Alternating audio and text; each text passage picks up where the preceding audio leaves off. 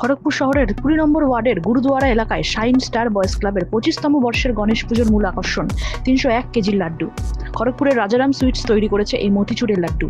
খরচ হয়েছে প্রায় 50,000 টাকা। পুজোর পর বিতরণ করা হবে লাড্ডু। মণ্ডপ সজ্জায় ব্যবহার করা হয়েছে বাঁশ ও হোগলা পাতা। মূর্তির থিম হলো লাল বাক্কা রাজা। চন্দননগরের আলোকসজ্জা ব্যবহার করা হয়েছে।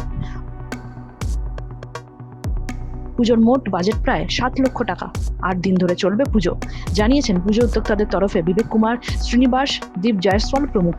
তাদের দাবি, এই লাড্ডুই সম্ভবত পশ্চিমবঙ্গের মধ্যে সব থেকে বড়।